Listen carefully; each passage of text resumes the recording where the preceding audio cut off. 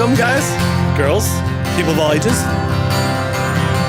We're going to start in just a few seconds. I'm going to sing one quick song, and then we'll get the live stream started. Cause I'll never see the sun again if I am losing you. No, I'll never see the sun again if I am losing you. Put a jacket on, shut the windows tight, we'll need an extra blanket to make it through the night.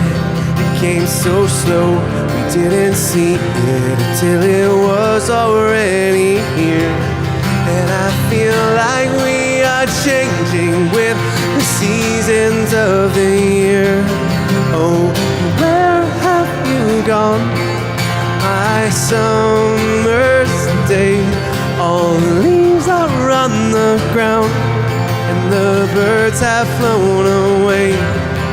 The trees all look so naked, and I feel naked too. Cause I'll never see the sun again if I am losing you. Well, if you're just tuning in, welcome everyone. We got some people from the Delmarva Peninsula, Eastern Shore, Albertans, New Brunswickians, people from Texas I'm seeing there. If you want to comment where you're tuning in from, that'd be fantastic. And if you're watching on Instagram, sometimes that cuts off most of the feed, so you can go to youtube.com/bunkielife for the full experience. There are many things I did without thinking about. So many things I did I should have done without. And all the words I've left unspoken are now completely gone. Now all I can do is try my best to get the furnace on. Oh, where have you gone, my summer's day? All the leaves are on the ground and the birds have flown away. The trees all look so naked, and I feel naked too. Cause I'll never see the sun again if I am losing you. No, I'll never see the sun again if I am losing you. These hands that once were warm feel so cold. This face that used to smile, it feels so old. I need you now more than ever, so come back.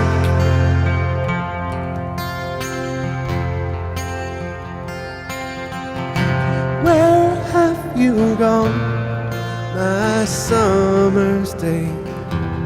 All the leaves are on the ground and the birds have flown away. The trees all look so naked, and I feel naked too. Cause I'll never see the sun again if I am losing you. No, I'll never see the sun again if I am losing you. No, I'll never see the sun again if I am losing. Well, it's going to be a great time tonight. We got a special magical guest tonight, and it's going to be great. So stick around. I'll be right back. Hi, I'm David Fraser, founder of Bunkie Life. We're in the building industry, but what we're famous for are small log cabin kits called bunkies that can be easily built in a weekend without needing any special skills, tools, or second mortgages. Ultimately, we help our clients create extra space for meaningful connection. Yes, we help our clients get a cool bunkie, but if you think it's just about the bunkie, you've already missed the point. Really, what this is about is creating the space and time for more meaningful connection. Having a bunkie is just part of that journey. Mary just mentioned Bunkie Life family, and I really feel like something like this and just the whole experience is we did more than just buy a bunkie. It's not just about the space, but what happens in the space. how it enables more connection. It allows you to spend that quality time with friends and family. It allows you to be there for each other in both senses of the phrase. Merry Christmas!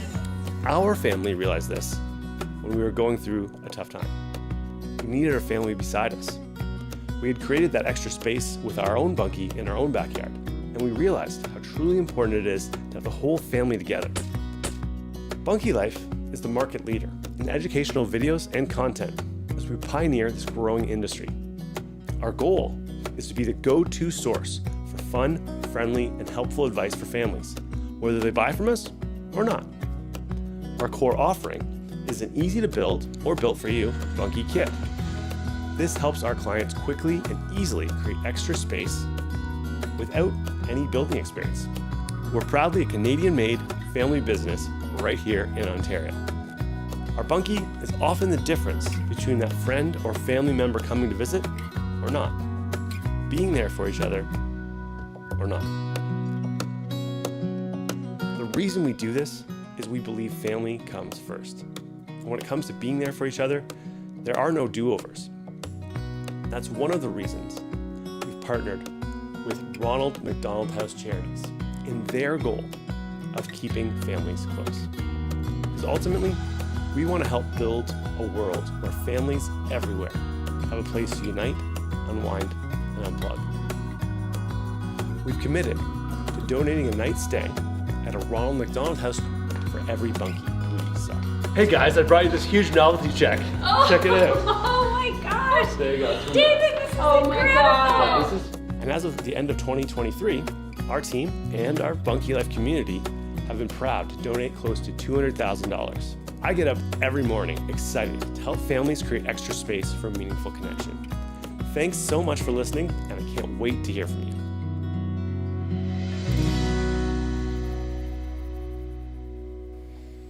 All right, well, welcome everybody. This is going to be a fun evening. This is the agenda. Tonight we're going to be talking about how to earn bunkie income. That's the whole point of tonight's topic, and I've got some stories to tell. I've got some live people that are actually doing it right now, exactly that thing, and a lot of cool things, as well as I'll tell you some of the exciting opportunities right at Bunkie Life as well. So first and foremost, welcome. If you want to comment below where you're tuning in from in the world, and then what aspect of the bunkie is your favorite part about the bunkies, that'd be great. And then I can officially kick off the final countdown because this is exactly 1 week to go before we give away our newest, bestest bunkie, our biggest bunkie, the Alcove 160. So that's happening exactly 1 week from today. We'll be doing the draw to win it. We're closing the contest on Saturday, and we're announcing the winner on Sunday, which is a week from today. We're also, as soon as that contest closes, we kick off our epic winter sale from February 1st until the 12th. And if you're on this live stream, you can get early bird access. And there's a few little fun perks and cool things that I can share with you, but you have to email me. So that's the early access to the sale. So let's talk about Airbnb, but also other ways to earn bunkie income, and then we'll have Q&A, hopefully live if our special guests can stick around. I'm not sure how busy they are, but if they can stick around, maybe they can answer questions from the live audience. So that's the plan, and that will be tonight's presentation. So okay, like I said, tonight is Sunday the 25th. We're earning extra bunkie income, and then in just 2 days, there's the final live stream before the grand finale, and it's why we do this. If you only catch one live stream, catch that one because it's the story behind our family, why we do what we do, and more importantly, why Bunkie Life exists. It might be something to catch. So tune in then on Tuesday, and then, of course, as I said before, Sunday, February 1st, we'll be announcing the winner live, and then our epic winter sale kicks off. Okay, so that's kind of the deal.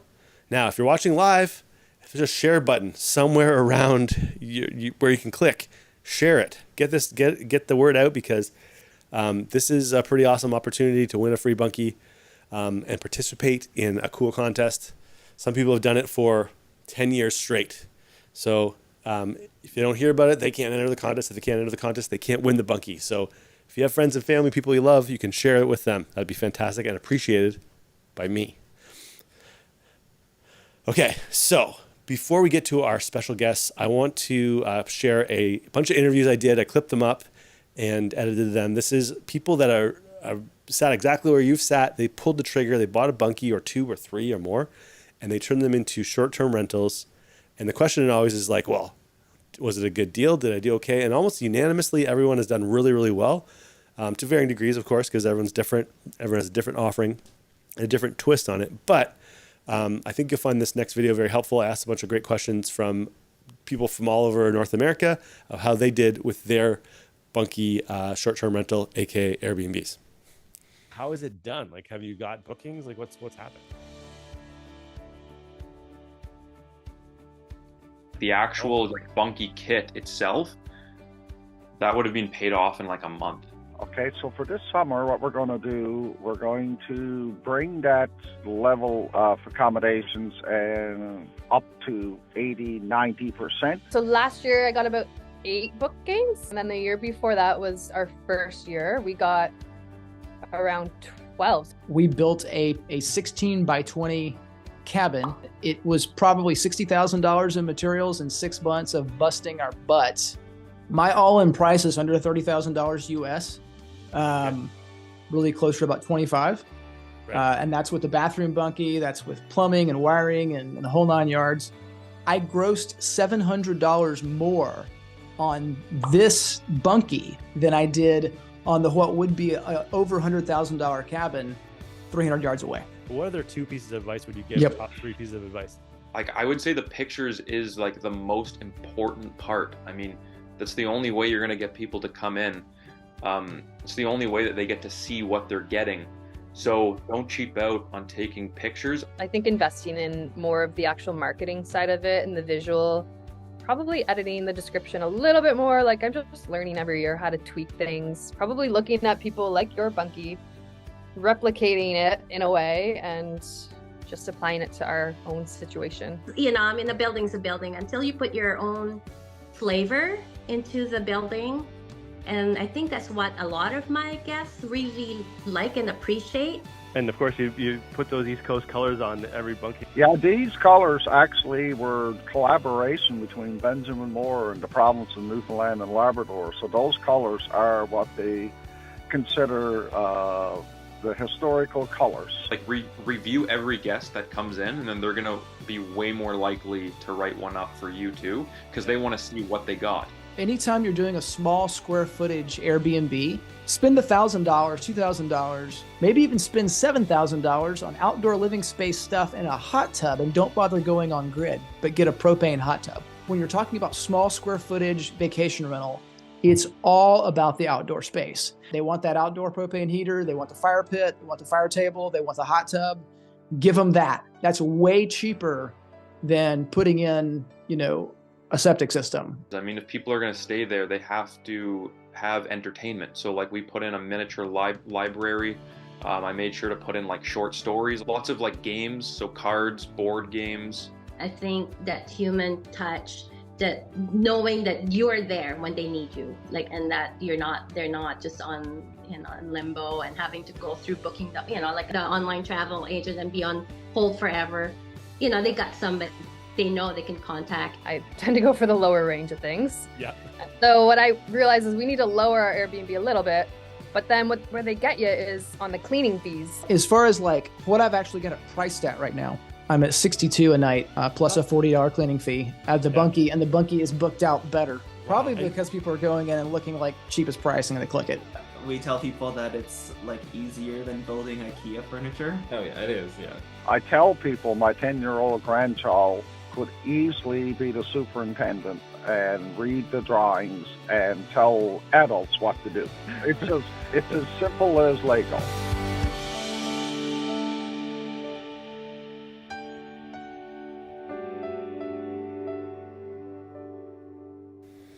Okay, so we have the absolute pleasure of having people that are actually actively doing that exact idea right now. And before I introduce them, I would like to share a video we shot. So we took a trip. We rented an RV in September, October, and we traveled all the way from Ontario all the way to the East Coast. We went all the way to Halifax, and we're visiting bunkie lifers along the way. So this is a segment of a larger video, like a 25-minute long video. You can see it on our YouTube channel. I think it's called RV trip across Canada or something. And a lot of great stories there. But one of the stories, and one of my favorite stories, is our destination where we stayed at Bunkie Land. And Bunkie Land, Danny and Charmaine, they put us up like at their place. They were so hospitable, so welcoming, and we threw like a little opening party. So there was like a bunch of Bunkie Life people came, people that own bunkies in the Nova Scotia area, and my kids were all there running around, and we just had a great time. And so I also got to meet a celebrity as well, which is cool, and interview him.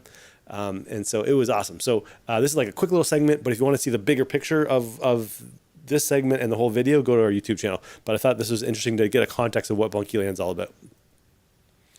Oh, hold on. I think I went too far ahead. Where is that? Okay, this is the Bunkie Land video. Give us a tour after your super cool. So, yeah, this is like such an awesome. Yeah, it's super cool. The bear and everything. Yeah. Okay, show us the. All right. Unlocked? Okay, cool. All right. I didn't know it's the number one. So yeah, we got our barbecue for everybody. Cool. All right. When you're back here, do you stay in this bunkie? Yeah. But it was booked like almost every day, so like, there's no point in me staying here now. Well, you just did such a good job. Like, look at tell us all the cool things you got going on here. So. Yeah. Oh, this is beautiful. Yeah, you got the decorations. My mom helped a lot with the decorations because like that's her thing with all the paintings and the books and stuff. But my next project, I'm gonna put like a bunch of records right here, like because I want to be more music related, and then put some of my old instruments like hanging on the walls. Like, so it's not finished yet, but yeah, this is like the table. Of course, you want to eat and stuff. There, this is where you get all the bedding. There we go. Bam. Wow. Yeah. That's a sweet couch. Yeah. This is the best part. Like, you can just sit up here, journal, nice nap with listening to the river when it's going, or the animals or the wildlife. It's like it's so peaceful here. Don't need to rush. We got time in our cups. Yeah, it's just a little dance under the sun. All right, I'm here with Visually Thirsty at Bunkie Land, Nova Scotia, and I just want to meet the artist, meet the inspiration behind all this. This has been probably the most beautiful set of bunkies we've ever seen, mostly in part to these enormous murals that you've created here. So tell us a little bit about, I guess, how you got hooked up with the folks here at Bunkie Land. Well, Charmaine reached out to me on social media. It's Visually Thirsty. And then I was down here looking at 4 bunkies. She sent me pictures. Told me there was sort of a theme for each one, right? They had a vision. Tell us like the whole process, how you started. Did you give them an idea, or they just said, hey, here's a wall, do what you want? Like, tell us that process. That was basically it. Here's a wall. Charmaine had a few ideas that we built on for one, and the other one that she had the ideas on we changed completely, and I just did kind of more nature because nature was more fitting for out here. And as far as how we went, I gave them a light scuff where the artwork is going, and a proper primer is key to making it last and to grip it onto the wood, right? So you got to scuff it, a good primer, and then I use acrylic house paints, like what you paint your house with. Okay. Right, I use a satin finish so it's not glossy and shining light all over the place. Right. And still, the rain will just pour off of it. Okay. These ones here got a clear coat, so there's 2 coats of polyurethane water base. Yeah. Everything is water based. Yeah, I would expect that to be there for a good 15 years. All right, so you want to find out more about Linda, Visually Thirsty. What's the best thing to do? You can reach out on Facebook, Instagram, check out my website, visuallythirsty.ca. Okay, and you're willing to travel? I'm willing to travel. You're willing to come to Ontario, maybe to a bunkie factory? I love Ontario. Okay, loves Ontario. And you do bunkies, you do cottages, you do whole buildings? Yeah, entire buildings. I once did the largest hotel mural in the world at 8,997 square feet. Wow. Wow. So yeah, I've been at this for 35 years. I mean, what you've done here is just taken an already amazing experience here at Bunkie Land to like the next level. This is like, I don't know if you know this, but I was interviewing them this morning. They were saying that they've become one of the #1 Airbnbs in just the few 4 or 5 months they've been open. Yeah. So I can understand why. Like when you get an idea, these murals are just the chef's kiss to this whole experience. Exactly, and that's what they've done here. They've put the little tiny details into things and made it really, you know, really welcoming, and love it. Okay, awesome. Well, thank you so much for coming, Linda. It's great to meet you in person. And yeah, great to meet you. Likewise. I'm here with Charmaine, the creator of Bunkie Land. We had a great day today. We hosted people from all over, actually, the Maritimes, because people came from New Brunswick as well and Nova Scotia. Yep. And there's people that were friends and family of you and Danny. There was people that stayed here. Yep, nurse posses were here. Yeah, there was Bunkie Life clients, people who had built bunkies, were about to build their bunkies. There's people that were thinking about buying and building the bunkie. Yeah. It was just a great crew of people. It was. And I just want to thank you from the Fraser family. Like, thank you for hosting us in this amazing event, and thank you for just creating something amazing, because this is like next level what you've done here. Yeah, it's awesome. We really love it, and we're glad you guys came. Thank you as well. I know Danny was here as well. He would say thank you. We appreciate it. If people were wanting to book a stay with you guys, or just find out more about you guys in general, but get some Bunkie Land merch, whatever they got to do, how do they go about that?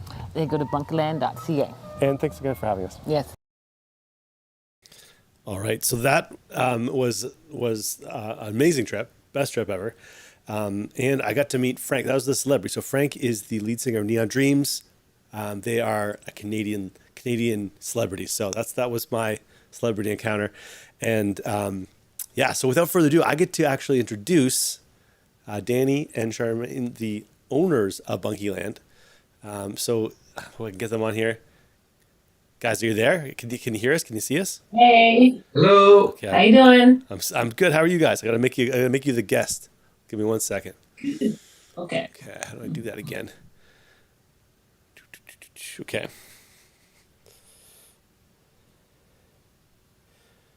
Video source guest. Oh, there we go. Okay, can you see us okay, Karen? Okay, awesome. Yeah, we see you. Well, guys, it's good to see you again. It's been a few months, and I owe you a thank you for that amazing gift of blueberry wine. We drank that about a month or two ago. It was amazing. And how have things been? Because you're kind of at the tail end of your season, and I'm assuming you're kind of snowed in right now, pretty bad, right? So, yes, we are waiting for another 35 centimeters tonight and tomorrow. Okay, fair enough. So tell us, I guess, if you could maybe back the story up a little bit and tell us how you heard about bunkies and why you decided to do this amazing thing in Nova Scotia. Yes, well, the bunkies, Danny, you found them online, right? Yes. Yeah. Danny found them, and you go ahead and tell them how you decided you were going to get them. Well, I always thought I like to be in having cabins or a campground of something, and then when I come across the Bunkie Life online, looked at it real hard, and I said, maybe this is the opportunity right here. We had the land to do it.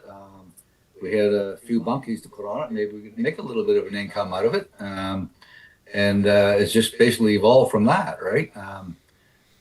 When I seen the bunkies and how the kits went together, I said, I can't make it for that price. So we put our heads together, and we come up for a couple of visits up to Ontario with you guys, to Bunkie Life, and checked things out, and we took it from there. Yeah. And Danny is a contractor, so he could build them. Just like background on him, he could build them himself. But the math, this was better, way cheaper, better quality wood. Yeah. And just for the audience, some people are asking, where in Nova Scotia are you exactly? We are in South Rawdon, which is right in the center of Nova Scotia. Okay. Right in the center. Just a short drive from anywhere. Basically, yeah. Yep, close to Halifax, 45 minutes from Halifax. Yeah. And so you guys kind of got your stuff. Was it like June, July when you got, like, when did you actually get your kits? Because you got a bunch of kits. And then when did you get your first guest in? Tell us that kind of timeline as well.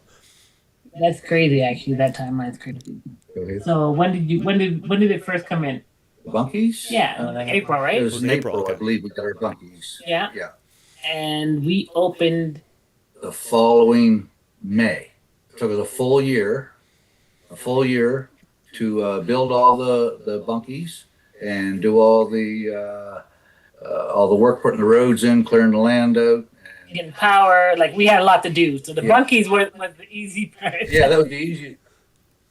we had to build roads and widen roads and bring in power and be able to do a lot. Yeah. And then so you got started the following year, and what was because it was basically a summer season, right? And then how long did you go for? And I mean, last I saw you was kind of the first little bit of October, I think, right? So did you shut down right after that, or how long did you go for? And what was the year like for year one of actual hosts and guests? Well, year one was crazy. So we started off slow. Like we just put on Airbnb, and we were gonna get a management crew, but then we decided to do it ourselves, and which was better to do it yourself, so you know what needs to be done. And it literally just went just fast enough. So like the first week we had like one or two book in a day, and then we had 2 people, and then it went up in a good pace. So that because if it was booked all at once, we would have screwed up. Been overwhelmed. Yeah. Fair enough. But yeah. So but it picked up very quickly. And we were full before you know it. Like before the month was over, we were full. We had guests come in on the 25th, Christmas Day. Really? Yeah. Holy smokes! More guests come in for New Year's. Yeah. All the way to New Year's, and then it's just gotten slow now. It's been in the -16s here, but and we're okay. We're not really pushing it right now because I'm like, this is time of year. Yeah. But we made it a good time with having a good amount of bookings into the winter season. Wow. Yeah, because how cold would it get where you are? Because you're inland, right? Like, what's the coldest it'll get in the winter? Well, last night it was -21 without the wind chill. Without the wind chill. Okay. And that was pretty cool. It was pretty cool. Yeah. It's And not normally that cold. tonight I think it's going down to -15 or something before the snow hits. So. Yeah. And a little bit of a snow. So do you have I remember I saw the heat pumps. You guys had the heat pumps in your bunkies, and you insulated the roof and the floor? Yes. Correct. Yes. Insulated the floor, insulated where the overhang is. So Danny insulated there. We also have a little heater for upstairs, we have our Dyson up there, and then and what we found is helpful is we heat on the bottom as well. Like we heat the floor. Oh, yeah. We just heat it so everything's warm going in. Yep. And we've acted one to bring slippers just in case. I think you're barefoot on the floor. Yeah, that's a good touch. You got Charmaine. You are the absolute master of all those little touches that make it feel like home. We didn't capture that as well as we could have in that video because it's me and Frank and Braden, a bunch of dudes walking around. But every little detail, and I can't express how detailed it is on every single model. So you can tell us a little bit about the themes of each bunky's got its own kind of theme, and you've got a bunch of them. And I'd love to hear about the thought process behind some of that, if you could briefly for us. Yeah, well, I'll start with Jamal, is our son, and he is dreaming out loud. So it's about creating music, creating stories, basically. And so he wanted to have that theme. I try to follow his theme. I had a beautiful mural for his, but as he told you, we changed it, and it was his. It was beautiful, but he wanted nature. He said it shouldn't stick out in the property. He wants it to blend in with the property. And so we did change it to nature, the image for his monkey. But it's all about creation. So that's why we want that vibe to be in there, and down to the custom curtains that we have in each one. And if you look at his curtains, they're actually like a pattern. And if you follow it, it makes your mind think. So everything is in that thought of creation. That is, I think, if I was to express my whole trip there and hang out with you guys, it was creative. Just all the cool things you have in your house, and all like you are like the most entrepreneurial person I've met this past year, I think, for sure. So you could probably talk about the 15 businesses you have on the side on top of Bunkie Land. I know. But we use your pens we homeschool our kids. We use the Nursify pens for writing, and they just have the best feel. So, Does it feel good? I think it's important. Like, you want to feel good. So I'm into that. Yeah, I was writing yesterday in a notebook thinking about you guys. So yeah, okay. So they're all different themes, and they definitely do blend into the area. And when I was there, Dan, you took me down to the river that runs through the back of the creek that runs through the back of the property. It was all dry because it was like, I don't know if you guys remember, it was the middle of the peak of that drought. But normally there's like a nice little stream running in front of a bunch of the bunkies, which is amazing too. But you've kind of created the whole thing. You've built the bunkies into the landscape around them and kind of made them fit, which is really, really next level. Like, really well done. Yeah. And you had to follow a lot of rules for that. So if anyone wants to put something by water, make sure you find out what the rules are. Because we had to Danny measured. And even gave 10 more meters to it, right? No, if it was a steady flow of water, we had to be 100 feet back from the flow of water. If it's an intermittent brook waterway, we were allowed to come within 20 feet of that brook.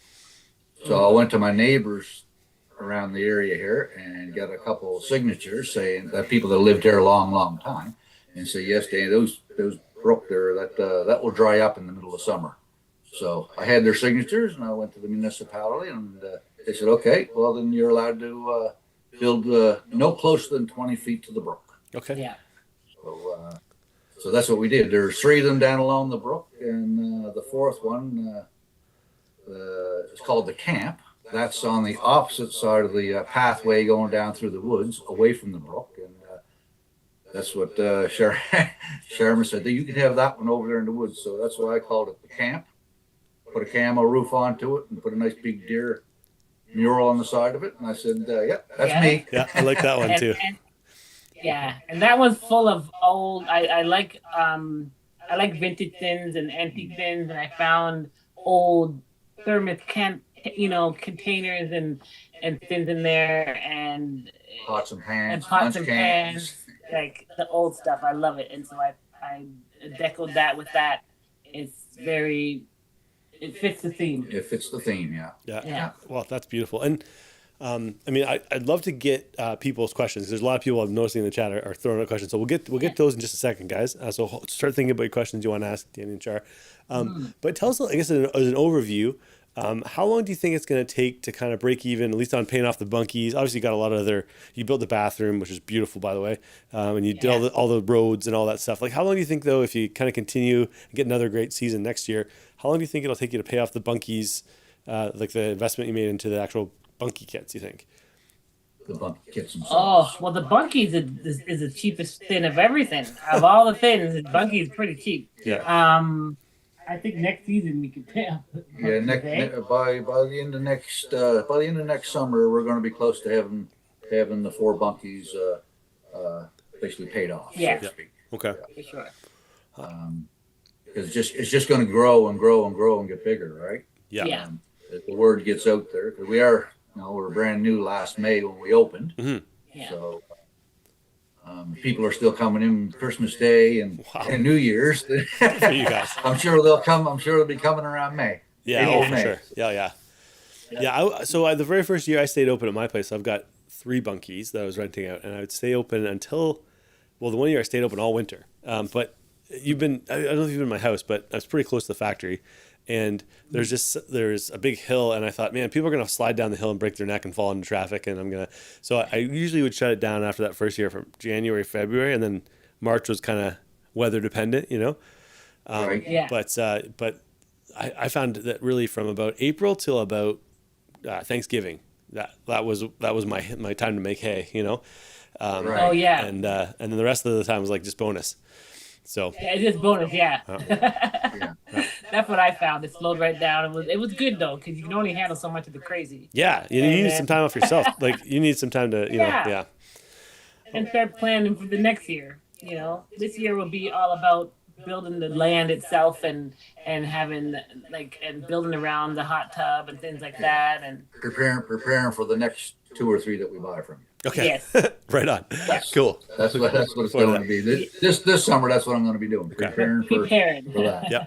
And what would you say the number one, two, or three things you learned over this past year were about the whole process or about just the business end of it? Like, what would you say if you could leave us with like one or two or three tips? You know, what would you say? What do you say for building?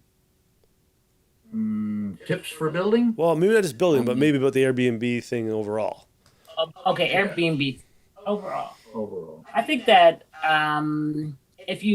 I like meeting people and I'm making an experience, and I think that makes a difference. Like, I think that because we meet them, meet and greet them.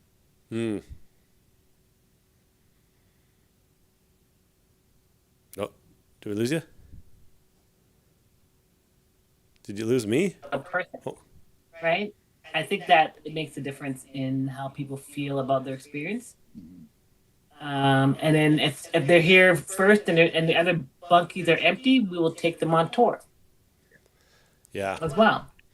Yeah, they love it. I think doing the little small things. I think meeting people, if you can do it, I would do it.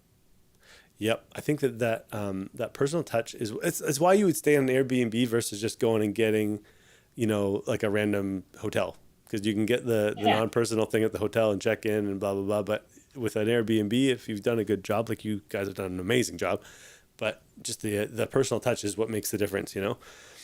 And asking their opinion. I asked a lot of opinions of what they think needed changing. And if they wrote me a note said, "Oh, you know what, this would be helpful," then I would send a picture with my thing showing that I implemented it, right? And they feel good about that. Yep. That is the best thing, is like, you know, people will tell you what they like and what they don't like. If you just listen and have the humility to take, like, so many of the ideas, well, almost all the ideas we have in Bunkie Life are from mouthy clients, but they're the good way, you know? It's true. Yeah. Okay, that's awesome. Well, okay, if it's okay with you guys, if you're watching this live, if you want to chat, questions for Danny and Charmaine, like what questions do you have for them? That'd be great, and I will try to pass them on. I don't know if you guys can you, if I click something, can you see this? Like, so like Heather says, "Thank you for sharing your story." Do you see that on your screen? Thank you, Danny Sharma, so much for sharing. Yeah. Okay, cool. Yeah. All right. When you say host top and bottom, what do you mean? I want to get ideas on how to keep the space warm in the Midwest winter weather. Okay, so yeah, I guess people are probably questioning, because a lot of people, they see the bunkies and they go, "Oh, it's not insulated, right?" And then they assume it's just going to be cold as soon as, you know, it gets down to -5. But what's your experience been, and how have you mitigated the fact that it's a bunkie, not a house, right? How do you do that? Yeah. So we like try to go and hang out in our own bunkies, and we stay in them too, so we can get the real experience that they're feeling. And so I found that my feet were cold on the ground, so I brought a little heater for the ground. So I have a heater that's on the ground, even though it's warm in the bunkie itself. Yeah. We go ahead, talk about how you lifted it. Yeah, I insulated the floor. I have 2x6 base down before the bunkie started, and I insulated that. And then I put 2.5 inches of rigid insulation on the roof. And that's about as much as we could get insulated, because the walls are 1 3/8 thick. So we're not, and I don't want to take away from the look of the bunkies. But with the, which one was it? The Journey and Dreaming Out Loud, which had the loft, half loft and a full loft. And that loft goes out over the deck a little bit. Well, I found that real cold. It was condensating. So I took some rigid insulation from the outside and put up underneath, and then put V-joint pine to cover that all over, to try to insulate that part of it a little bit, right? So that's what we did for insulation. Now, next, this summer coming, I'm going to make up panels that I can install come the fall around the outside of the bunkies down to the ground, because most of them are built on the side of a hill, and just to keep that cold wind from blowing in underneath. And if you can stop that there cold wind from blowing in underneath, it's going to make quite a difference on your floor inside. Yep. So that's one of my projects for this year, is to do that, to help keep things warm. Yeah, because your house, your bunkies are all kind of not full on tree houses, but they are up. You know, they're up. for the most part. Yeah. All Yeah. Just with the lay of the land, right? Yeah. Yeah. So we're gonna try to cover that. I think that will make a difference. And I also tell people to bring slippers. So now I say just bring slippers. Yep. Because we have slippers on because we stayed in our bunkie, so we do it so we know. Yep. And yeah, I suggest staying in your bunkie, and then you'll realize, like, stay there for real, like where you don't have stuff available, like, and then you realize what's missing. Yep. That's great advice. Yeah. Christopher is asking, what wording do you use to describe the Bunkie Airbnb rental so people understand what they're renting? Yes. You want to use the word cozy. You want to use the word tiny. You don't want them to think it's huge and it's not. And tiny, people want that tiny thing. It's an actual thing that people want to do. But so don't be afraid to say it. Cozy, tiny. I put glamping experience, and because I don't have the bathroom is external from the bunkie, and so I want them to understand that this is like camping, but you're glamping. It is tiny. It is cozy. Yep, those are And good so- adjectives.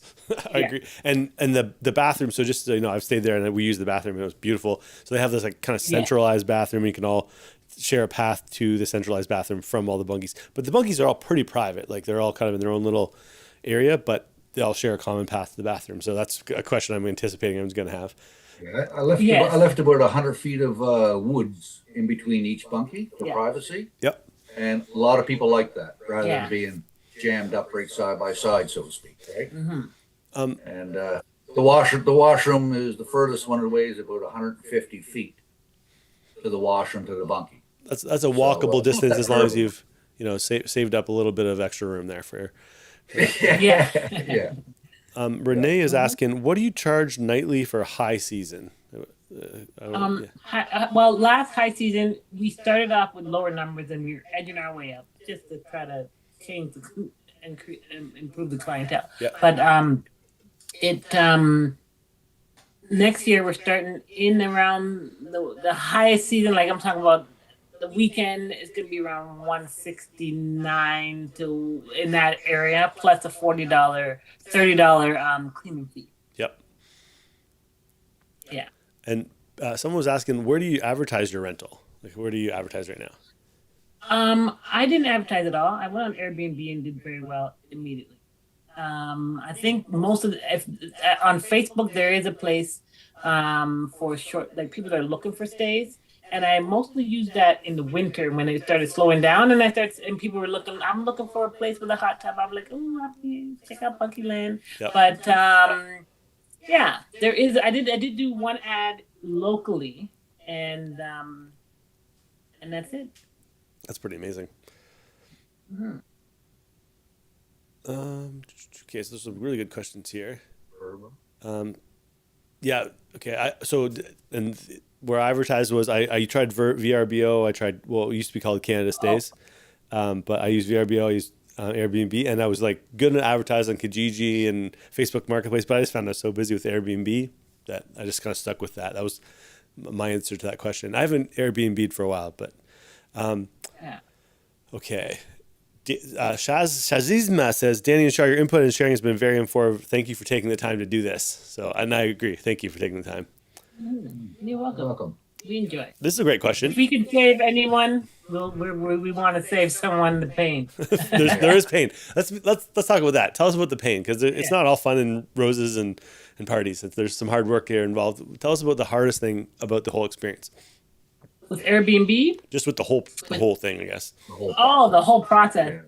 I think the building was fun. Was there anything building for you that was hard? Hard. No. Building the bunkies was not an issue at all. Mm-hmm. And we are located in an area where we are allowed to have classified as a campground, but we are bunkie land.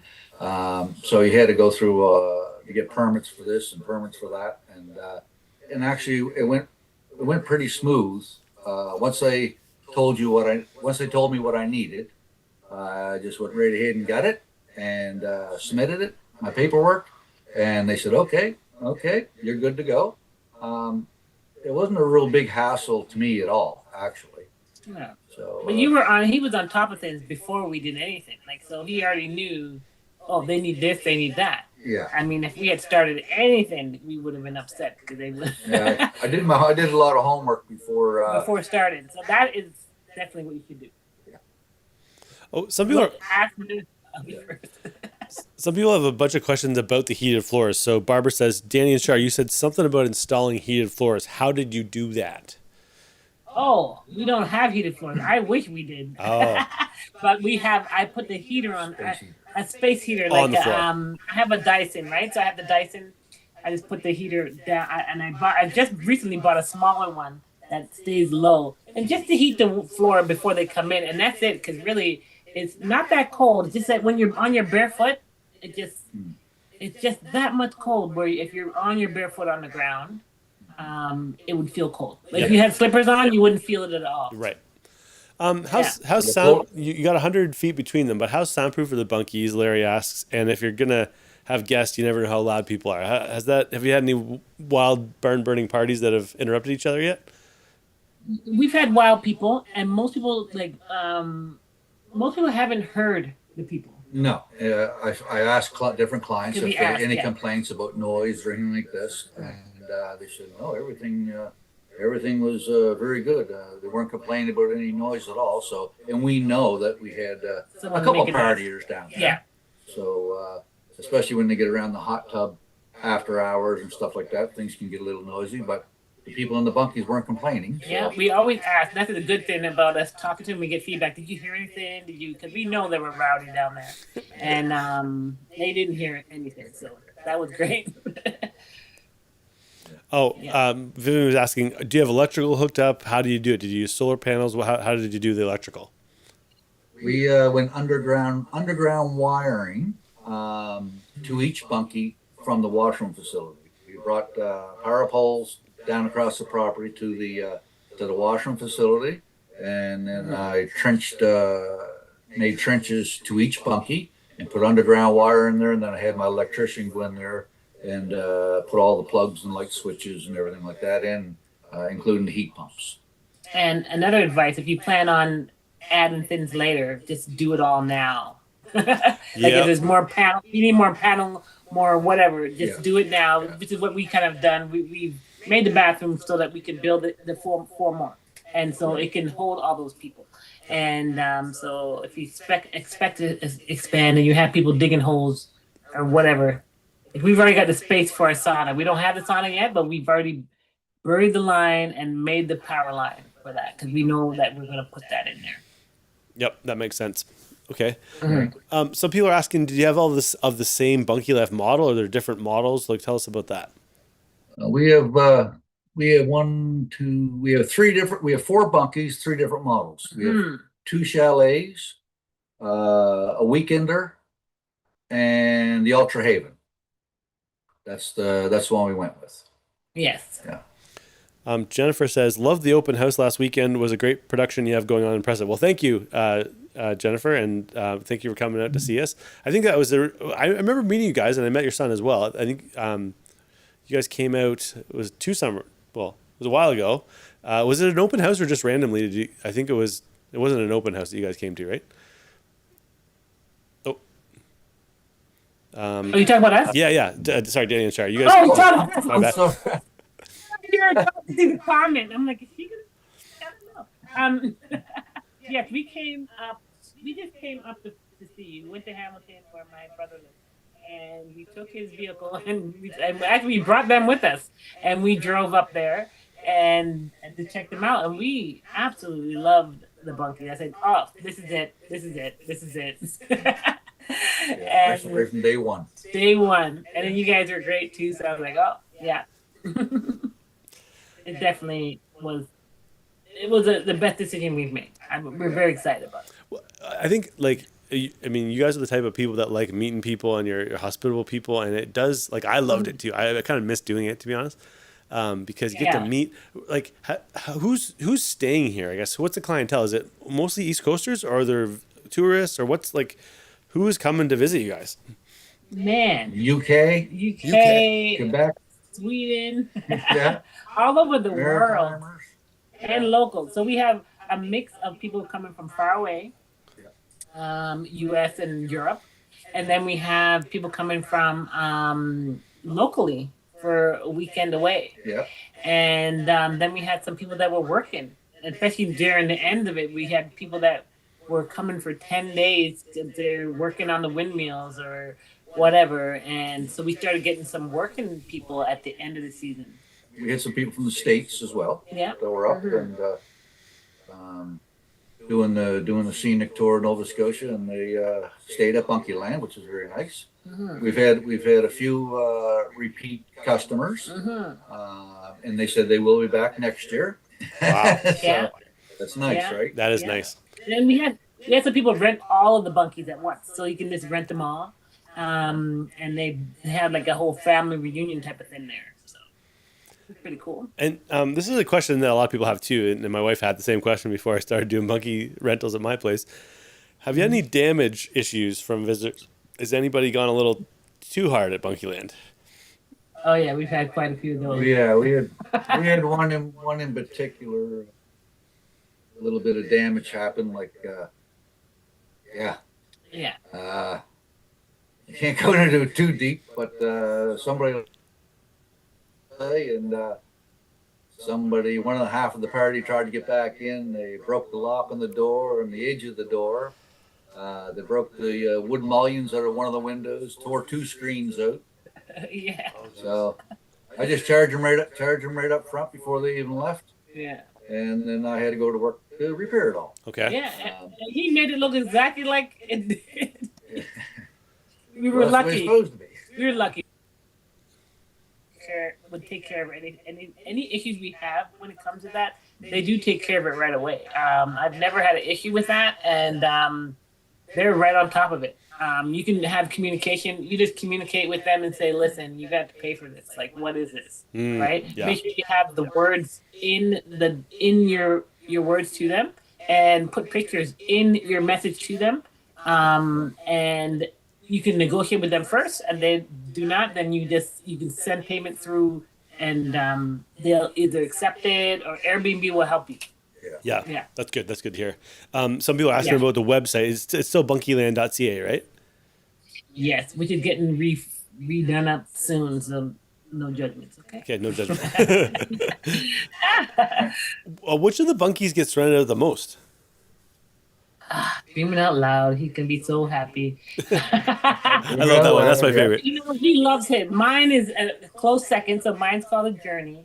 And it's really about my journey, because I had breast cancer and my journey in life, and about not sweating the small things, because when you realize that life is short, and so my bunkie's all about that. You go there, you'll see it's all about peace, about yoga, it's about just butterflies. I love butterflies. It's about transformation. The Weekender, the Dreaming Out Loud. That was that's the one there that gets rented at the most. Yes. Mine's second, though. Very close second. I like it.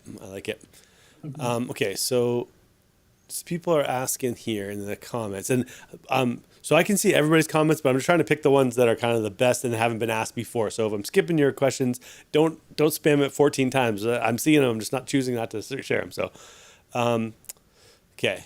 Do you allow pets? Oh, this is a good one. Let's talk about pets. What do you do about pets? Yes, so we do allow pets into Danny's bunkie, the camp. Chalet is the only pet friendly one we have. Yeah. We had to have one because people like to bring their cats or their dogs with them. So we made one bunkie, which is called the camp, which is a little chalet style. And people love it. It's a good one for it, though. They're able to take their dogs for a walk down to the big river at the end of the property and stuff. It's a really good walking enjoy. property. Yeah, they love to walk down there with their dog. We've had some pretty dogs down there. Oh, that's brilliant. Gina asked, this is a really good question. Gina Ripley asked, what little touch do you get the best response from your clients?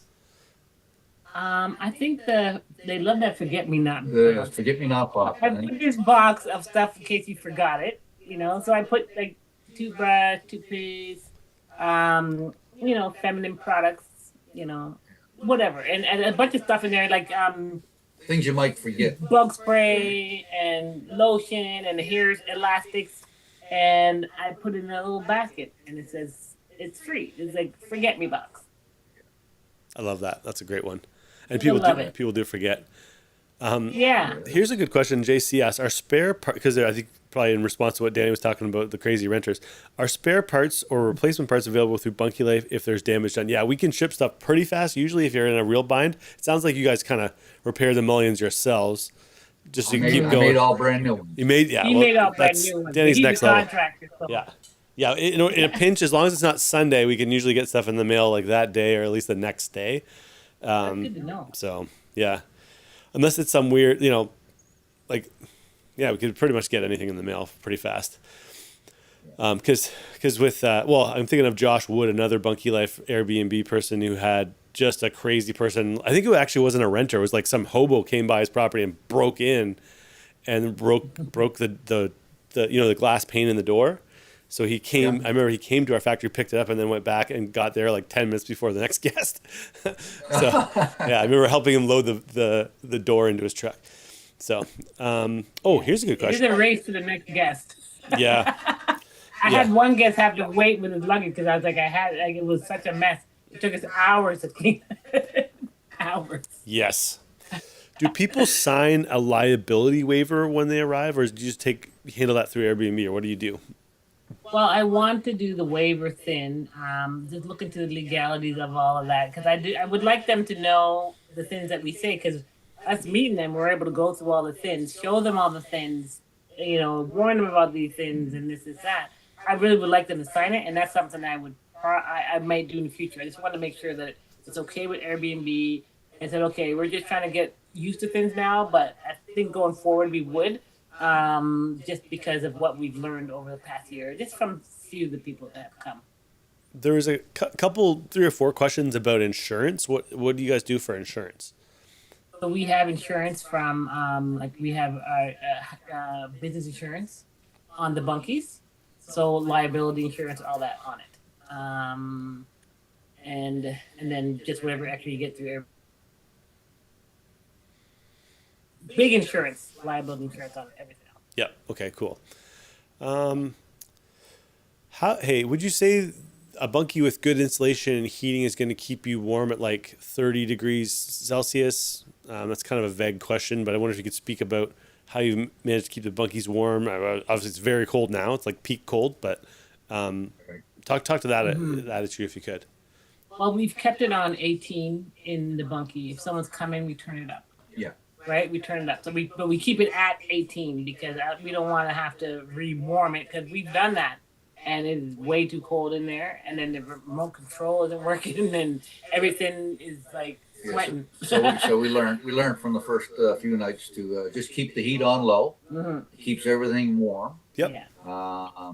And if you had it all turned off, and then somebody's coming in, say Friday night, and it's Thursday. Well, you got to go down, turn the heat up, crank the heat up, and then you have to heat everything in that building. Yeah. Mm-hmm. Every pot and pan, every little thing in there has to be warm, right? Yeah. To keep it warm feeling. So we figured if we just kept it on 18 to 20. Yep. And then when the day they arrive, well, it may turn up to like 22. And how crazy does the electrical bill get when it's this cold? You know what? We don't even know. Here's a joke. Listen to this now. No, we don't know for sure, but we think that they blended our bills together. I don't even know what's happening, but it's just I don't have no idea what the actual bill is because I think they blend it with our health bill somehow, and which we have to get straightened out. We have to get that straightened out. Okay. So we'll get back to you. Okay. Yeah. Hopefully it's not too bad.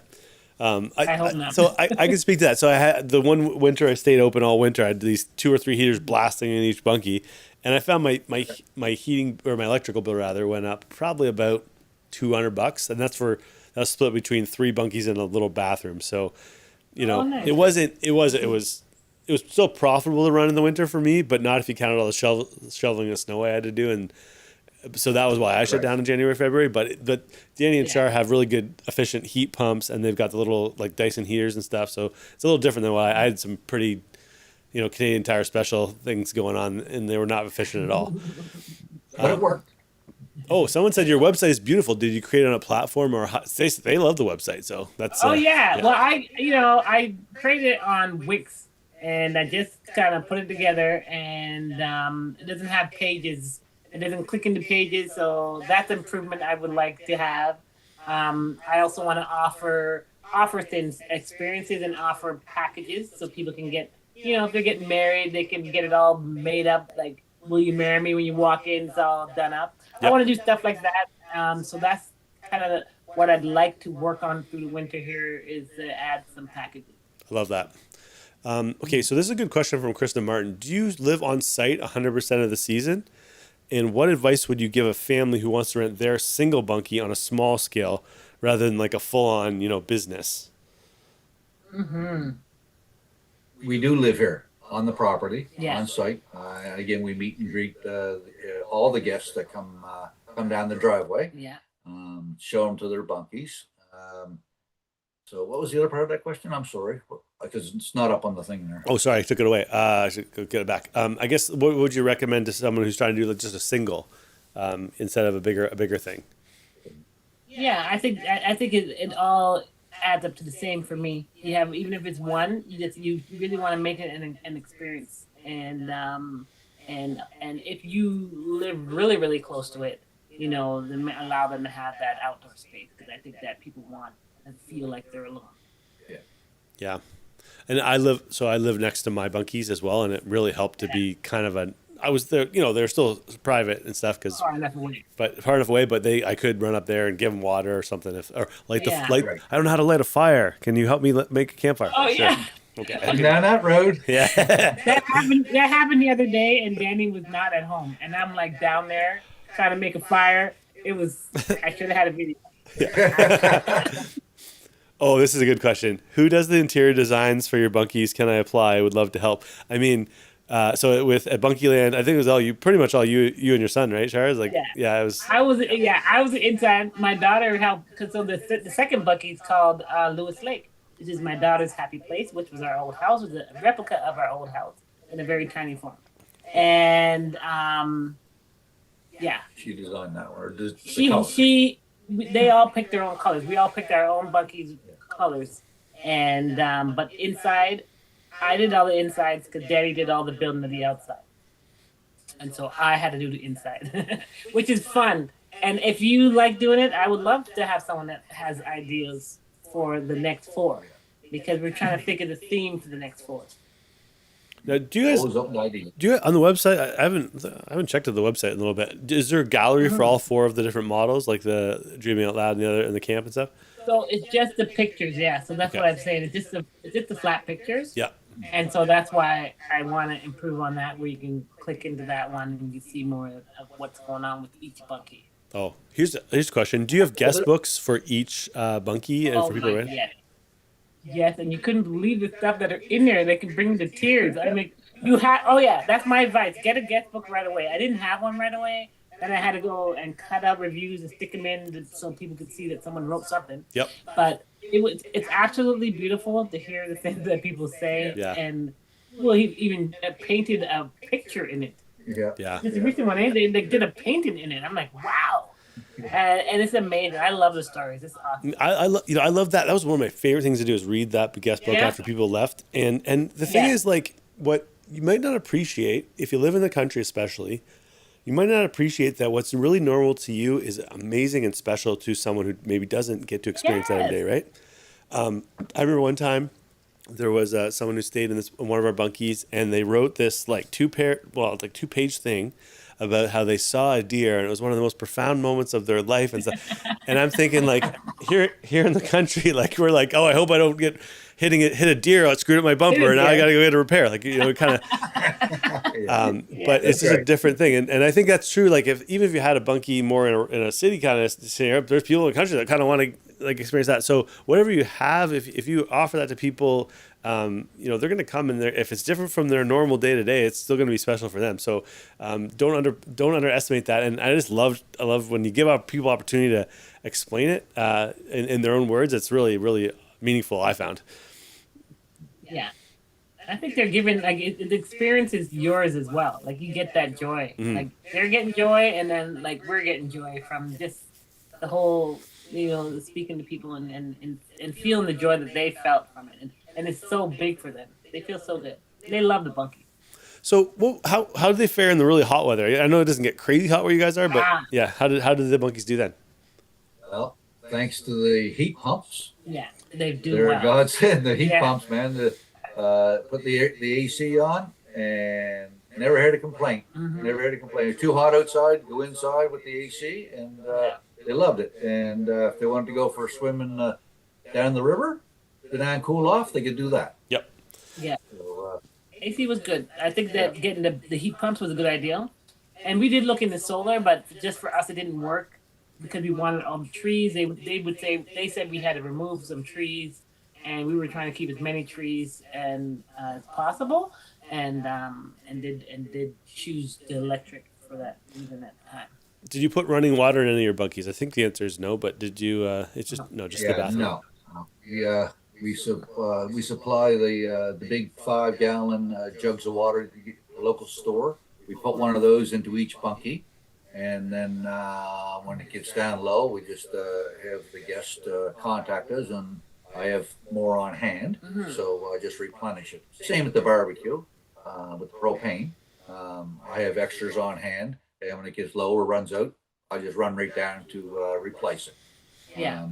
We give free propane and free firewood, and so I just find that just provide it like we just provide it, and I think that people appreciate that. Yeah. Well, the washrooms obviously had their running water, obviously, but yeah. You didn't really talk much about the washrooms, but the washrooms were like kind of a custom build with like a full concrete pad and drains, and like it's a proper campground style washroom. Right. Oh yeah. Yeah. Yeah. It's very nice. We put an outdoor shower there as well. Yeah. On the back side of it for people who want to use the hot tub. We always try to encourage them to shower off before they get in the hot tub, the outdoor shower. But each the women's side has 2 toilets and 2 showers and big shower stalls, like 42 by 42 with 3.5 feet by 3.5 feet. With hooks and a little stool in each area. And wheelchair accessible. Mhm. We got to talk about that. Yeah, there's a bunch of people asking about wheelchair accessibility actually earlier. So that's one thing. Yeah. One thing we had to do, Dave, was for municipality, we had to have one wheelchair accessible bunkie and also wheelchair accessible washroom. So that was another thing I had to look after. So the Lewis Lake, the chalet bunkie directly across from the washroom facility. That's the one we made the wheelchair accessible. Yeah, and to be honest, you can probably get in there with a wheelchair in 3 of them. But looks like it's one that we made sure hit the specs. Yeah, the right angle because the ramp. Remember the ramp you were building? Yep. The ramp and getting around the ramp. 12 to 1 or something like that, I think it is. So, you had to have certain guidelines for that. And the shower inside the full, you can just go in with the full wheelchair into that shower. Yep. You wheel right into the wheel right into there and straight into the shower, and it's all acceptable. Yeah. So someone was asking, and I thought this is a great question actually. How has this changed your life and the way you live? I went from building houses 43 years to cleaning bunkies, so that's how it changed my life. I knew he was gonna say that. So yes, I'm a nurse, so I'm at work. I'm at work. I'm sorry, honey, but I'm off on Monday, so I on the weekend and Monday. So the heaviest time of the week, I am there to assist. Yeah. But it was hard it was a lot of work. I have my daughter came and helped a couple times, but yeah, we'll probably get someone to help out next year.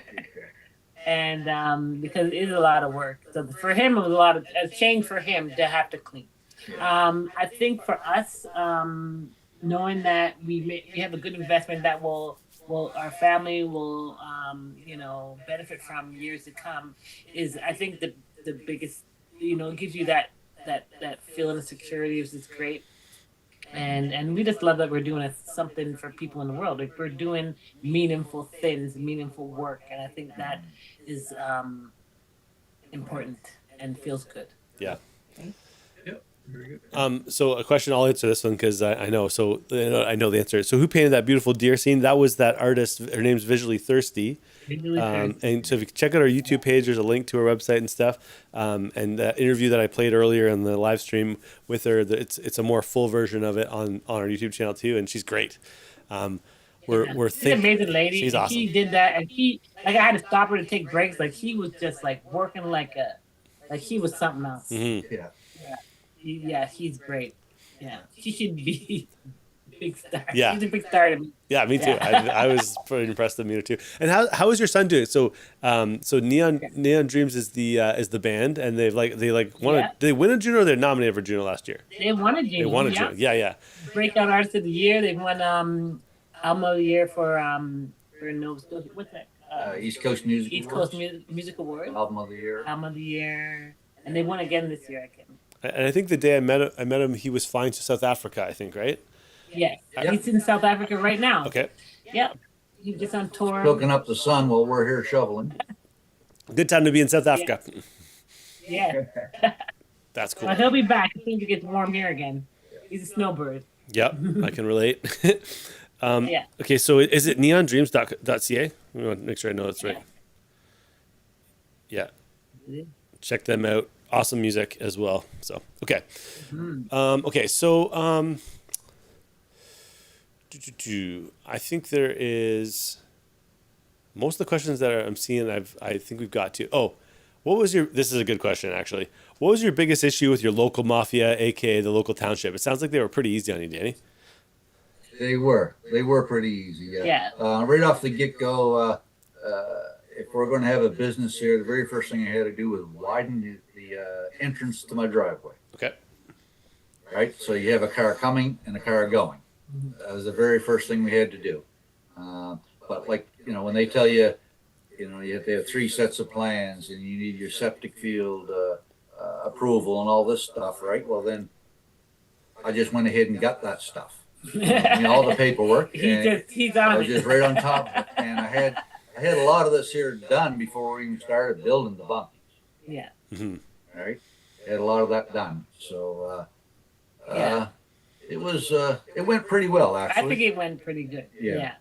And I think that if you do your research first, ask them first, and also Danny went in person and saw them and met some people, and right, face to face. Like, can I do drop this? it right in there. Yeah. Sometimes I think like there's a lot of Americans on this conversation. There's a lot of Albertans and West Coasters, East Coasters, everybody. I think you want to be that quintessential, stereotypical Canadian when you're dealing with the township. Just very polite, very nonchalant, but you want to be, up there and shaking hands and doing the thing and be assertive, but not rude. And I find that gets you a lot farther with your local mafia. I know we say local mafia tongue in cheek, but usually there's human beings that just want to, do their job and get on with life and then hang out with their kids like everybody else. So if you go in and meet them, I find it's a little different than if you're kind of calling them or emailing them, and you can what I've found is a lot of times when people try to do something like a bunkie or even an Airbnb, the first answer might be kind of, but if you go in and shake hands and explain what you're trying to do, I'm trying to bring people to the area. Who do I got to talk to? Then they'll kind of get on your team a little more. And sometimes you have to go. Sometimes some people have had to go to the town council and kind of make their case and get it approved that way. So don't take the very first no that you get, because oftentimes that's just more of a, are they serious or not, kind of a no, not a real no, if that makes sense. Now, we did have to send out a document to the town, to everyone in the area, that with our plans. So we had to make plans. So you had to engineer plans, all that stuff, and so before we could build them. The municipality sent a letter out to all the neighbors, telling them what we were going to do, and they had, I think, 5 days to contact the municipality if they had any issues with it, and they never had one call back on anything. And that's just one of the things the municipality had to do.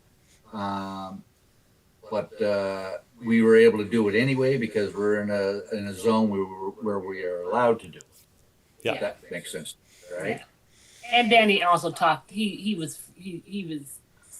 already became friends with the neighborhood. So I would talk to people in your neighborhood too if you're gonna do something, and see, and just try to get the word out, kind of thing. And yep. And we just happen to be friendly people. We talk to everybody at the gas station. Yeah.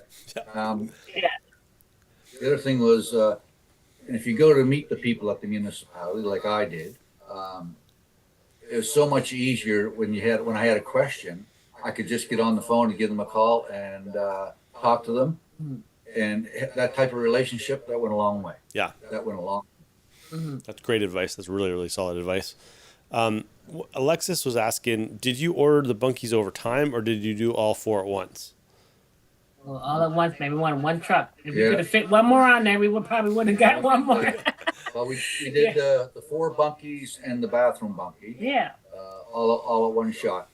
And if you're going to come down all that way, you may as well bring a load down with you. Yeah. So I had all the foundation screw piles all in, and the foundation, the base for the bunkies already built.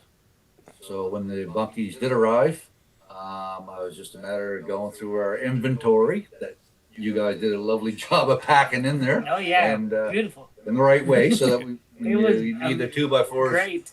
The sleepers at the bottom. That's the very first thing you need. So just the way you had it all packed in there worked out perfect. Yeah.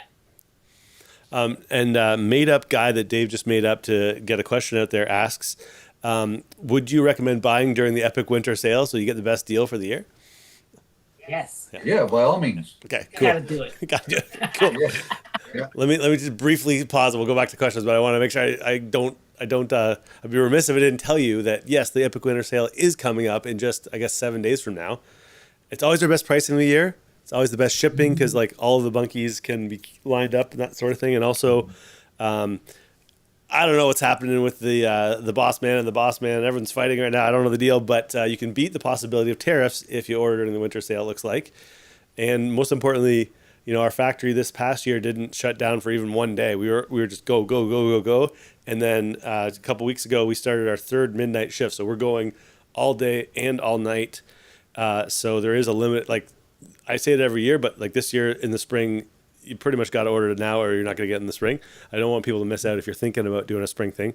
And I did say, and I will honor that, if you get your order in before the contest closes, there's extra special things, like extra bonuses, and it's worth some serious extra. So email me, david@bunkielife.com with the subject line sale, and I'll give you all the details. But don't sleep around. If it is something that makes sense for you and your family, you don't have to do the full Bunkie Land experience. I mean, that's the top level. That's like the next level. But if you just want to need a bunkie for you and your family, or just a little Airbnb, that's fine too. So, yeah. Okay, here's a good question. Do you guys have alcohol restrictions for people that stay in the bunkie? Oh no, I couldn't do that. I found that was hard to enforce. I found couldn't make that happen. I think that yeah. No, they do this and just try to be respectful and clean up after yourself. Yeah, it's amazing the mess you can make in less than 24 hours. I'm just shocked at the amount of mess someone can make in that short period of time. Yeah. For me, I restricted my alcohol intake to 1 beer per guest. So if a guest offered me 1 beer, I'd have 1, but I wouldn't take 2. So that was my restriction. Okay. I love it. Yeah. What you pack in, you pack out. This is a really great comment here. Danny and Shar, thank you so much for sharing your story and the success you've had after only 1 season. Your information is very valuable and appreciated. I think that's a good summary of how much we appreciate you guys. And Carrie's putting some kids to bed, but on behalf of Carrie and I, thanks for hosting us this summer or this fall, and it was really great to have you as well. So, if you need to find out more about Bunkie Land, there's a lot more questions, and I think we could go all night, but I want to be conscious of everyone's time, because it's even 1 hour later where you are. So tell us, how do you find more? How do I book my family or my corporate retreat or my yoga experience? How do I do all this, sir? Well, right now we only book on Airbnb. and we just opened up VRBO, but I don't know what's going on in that yet. Yep. We have a number there. What is it? What's that phone number? It's right in Something bunk. I have to. Okay. Oh, here it is. I got my card. Okay. It is 902-757 bunk. Hold on. Let me write that down. Yeah. 902. Oops, sorry. Edit it so that it comes in. 902. Yeah. 757. 757. Bunk. Bunk. Okay, got it in there. It's written on the screen. 2865. Or they can email us on Bunkyland. Go to bunkyland.ca. You can Go on the website and email. message in our contact. Yep. And I can meet you online or call you and we can discuss. I'm very good at planning events, so if you have an event you want to do, I am down for that. Love it. And I will help facilitate that. No problem. Yeah, and that also, makes yeah. I also had a couple people reach out to me asking me different questions and whatnot about the bunkies. So any of our listeners out here tonight have any questions down the road about bunkies, about the part of building them or whatever, please don't hesitate to reach out, because if I can help, I'll help you out. Awesome. Thanks, guys. And you can write on bunkyland.ca, or you can call that number, one of the two. Yep. Well, I really super appreciate it, guys. And like I say, go to bunkyland.ca, and it's well worth the trip. I mean, the murals alone are just worth the price of admission just to go see how beautiful they are. They're 16 feet high in the air. And just, I cannot wait to see all the success you guys have this coming season. I think it's going to be even crazier than it was for your very first. I think it's going to be a huge hit, because it already is a huge hit. Oh, but yeah, we're getting ready. Yeah. And just keep in touch. Let us know how things are going and how the band's doing and how you guys are doing. And I'm probably going to buy more of those pens. I was actually on the website today, but I couldn't get $100 order to get the free shipping yet. But I'll put it together. I'm thinking, like, who do I know as a nurse that I can order more pens for? So yeah, just love those pens. So we'll see that you get some, dude. Yeah, we'll see that you get some. Okay, brilliant, guys. Well, hey, thank you so much for your time, and I'm gonna let you guys go, and I'll wrap up. So yeah, I appreciate it so much, Danny and Char, and we'll see you soon. Thank you very much. Okay. Good night. Bye for Thank now. you. Take care. Okay. Bye. All right. So last thought. Make sure you don't sleep on the winter sale. But I'm gonna sign off with one last thing. Okay. So if you're on Facebook, we set up something where if you type in pre-sale, hold on, I'm gonna see if I can do this. If you type in pre-sale, it will actually send you all the details. So type in the word pre-sale here, but only if you're on Facebook or maybe Instagram. Try commenting pre-sale, all one word. It should work. I tried it this morning. So, or just email me, as I said, david@bunkylife.com, and then you can email me, and I'll send you all the details, because if it is something you're thinking about pulling the trigger on, the best deal is definitely the Epic Winter Sale. But then if you add on that extra little bonus, then it's like next level. So comment pre-sale or email me with the word sale, and let's get it going, because, the early bird gets the worm is all I can say about this particular season, I think, for sure.